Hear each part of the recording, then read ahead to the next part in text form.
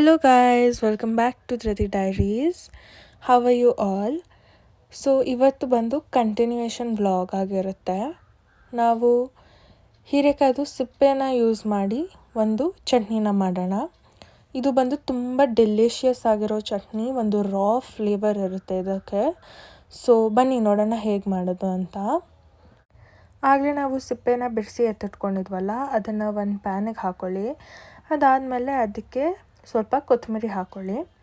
ಖಾರಕ್ಕೆ ಎಷ್ಟು ಬೇಕೋ ಅಷ್ಟು ಮೆಣಸಿನ್ಕಾಯಿ ಹಾಕ್ಕೊಳ್ಳಿ. ಇಲ್ಲಿ ನಾವು 3-4 ಹಾಕ್ಕೊಂಡಿದ್ದೀವಿ. ಆಮೇಲೆ ರುಚಿಗೆ ತಕ್ಕಷ್ಟು ಉಪ್ಪು. ಇದಾದಮೇಲೆ ಇದನ್ನು ಫ್ರೈ ಮಾಡ್ಕೊಳ್ಳೋದಕ್ಕೆ ಎಣ್ಣೆ ಹಾಕ್ಕೊಬೇಕು. ಇದೆಲ್ಲ ಹಾಕ್ಕೊಂಡು ಒಂದು 3 ನಿಮಿಷ ಫ್ರೈ ಮಾಡಿ. ಈಗ ಇದಕ್ಕೆ ಒಂದು 5-6 ಕರಿಬೇವು ಹಾಕ್ಕೊಳ್ಳಿ.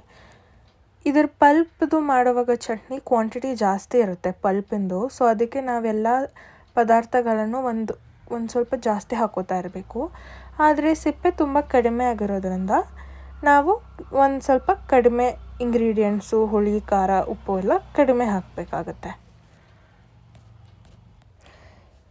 ಇವಾಗ ಇದಕ್ಕೆ ಒಂದು 3-4 ಕ್ಲೋವ್ಸ್ ಆಫ್ ಗಾರ್ಲಿಕ್, ಒಂದು 3 ಎಸಳು ಬೆಳ್ಳುಳ್ಳಿ ಹಾಕ್ಕೊಳ್ಳಿ.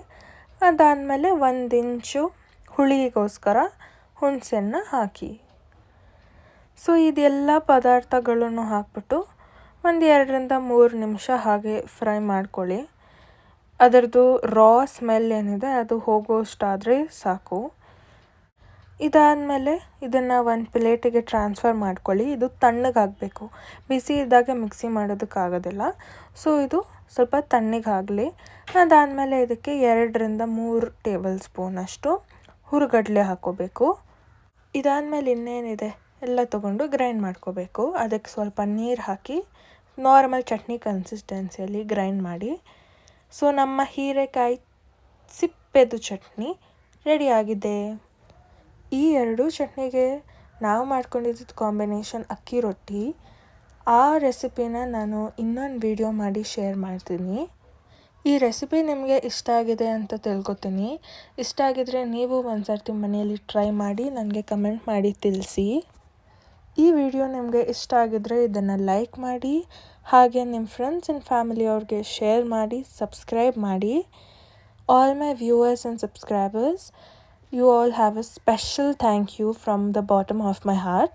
I will see you in the next video. Bye.